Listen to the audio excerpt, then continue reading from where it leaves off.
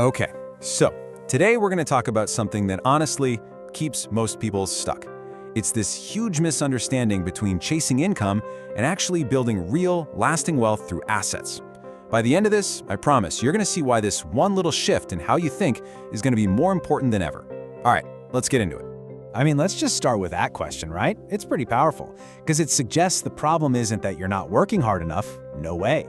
The problem is that most of us are just running on a treadmill, pouring all our energy into things that need us there, constantly, instead of building systems that pay us long after we've finished the work. So let's break this down. There are really two financial paths you can take. And yeah, on the surface, day to day, they might look kind of similar, but trust me, over time, they lead to completely different worlds. Now this just nails it. Over on the left, you've got the paycheck morning. You wake up, the money hits your account, and whoosh, it's already gone. Spoken for. Rent, bills, food. It's like you're constantly trying to fill a bucket that's got a hole in it. But then look at the right side, the asset morning. Someone wakes up, checks their phone, and boom, income from systems they built ages ago.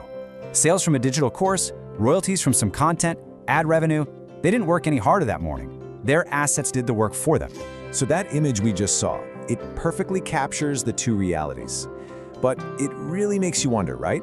Why do most of us seem to be stuck on that left side, in that endless cycle? It's not about being smart, it's not about work ethic, it's about a hidden trap that almost all of us fall into.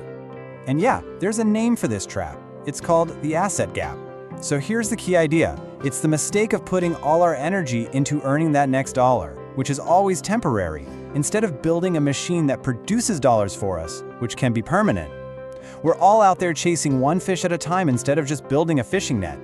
And this slide really lays out the two different operating systems perfectly. Most of the world runs on that linear income model. You work, you get paid, the money's gone, so you got to go back to work. It's a direct trade, your time for money. Simple as that. But real wealth, that's built on the asset model. You build something one time, it pays you, and then it scales, paying you again and again without you having to repeat the work. That right there is the whole game. And here's the punchline for that linear model. As you earn more, what happens? You spend more. You get a bigger place, a fancier car, you upgrade your lifestyle for sure, but you haven't actually upgraded your leverage. Your freedom hasn't increased one bit. You're still on the hook, still just one bad day away from having to start that whole cycle over from scratch. All right, so we've laid out the problem. We've defined the trap. So how do we get out of it? Well, it starts by understanding what an asset really is in today's economy, because it's not just stocks and real estate anymore. The game has changed, and looking forward, there are 4 key categories you absolutely need to know about. First up, we've got cash-flowing digital assets. Think about things like online courses, ebooks, a paid newsletter, maybe even a niche YouTube channel. The magic here is leverage. You make it once, and it can sell 1,000 times, 1,000,000 times, literally while you're sleeping. It's like you built a tiny digital employee that works for you 24/7, and you're getting paid for its reach, not for your time. Second, owned business systems. And listen, the key word here is systems. If your business falls apart the second you go on vacation, you don't own an asset. You own a really stressful job with a lot of overhead. The whole goal is to build something with automation, with delegation, with processes, so the machine runs whether you're standing there or not. It's the difference between a chef who has to be in the kitchen every single night and a restaurateur who owns a system of restaurants.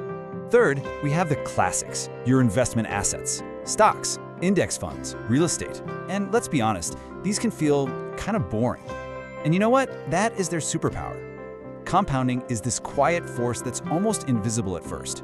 But you give it time, and that slow, boring growth suddenly becomes explosive.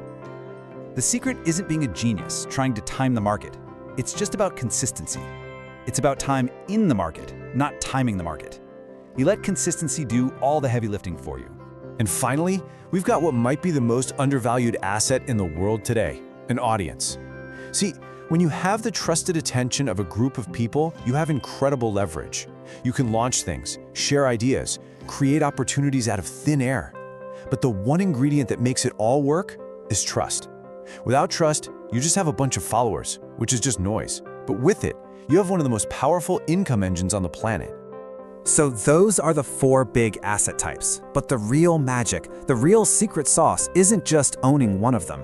It's in how they all work together. This is what we call the flywheel effect, and it's how wealth really, truly takes off. Because here's the thing you have to understand. Wealth isn't an accident. It's not random. It's a structure. It's built intentionally, layer by layer. Most people live on just one financial layer, their job. But wealthy people, they build multiple layers of income that all support and grow each other. And this is exactly how that structure gets built. Okay, let's make it real. Let's say you're a graphic designer. You use your earned income, your salary, to build your very first asset, a pack of killer design templates. That asset now starts making passive income from sales. You then take that money and you use it to buy your next asset, maybe some shares in an index fund. So now your templates are making money and your index fund is growing. Your assets are now buying you more assets. And the whole system just starts to spin faster and faster, completely on its own, without you putting in any more time. And this chart right here, this shows you exactly what that journey feels like. In the beginning, at the start, it's slow, it's flat, and honestly, it feels like nothing is happening. This is the hardest part. This is where everyone quits. But if you can just stick with it, you hit this tipping point, and then the growth becomes sudden, and then it goes exponential. So if this roadmap is so clear, why isn't everybody doing it? Why isn't everyone rich? Well, that brings us to our last and maybe our most important point. The real barrier here? It's not financial. It's psychological. The reason is simple. It's emotionally hard.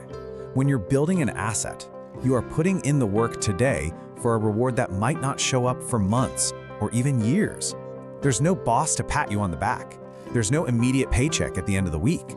It takes real faith in a process that you can't even see yet. And this period, this delay phase, this is the great separator. It's where almost everybody gives up. Their brain is just screaming at them, this isn't working, go back to what's safe. And so they retreat back to the comfort of trading their time for an immediate dollar. But that very safety, that's the cage that keeps them trapped. So I'm going to leave you with this one simple question, and I want you to be really honest with yourself. If you completely stopped working tomorrow for the next 90 days, would any money still show up in your bank account? If the answer is no, then the problem isn't how much you earn. The problem is what you're building. Because at the end of the day, income is just survival. It's the starting line. But converting that income into assets, into systems that you own, that is how you get freedom. In the economy we're living in now, and the one that's coming, that's not just a good idea. It's the only game worth playing.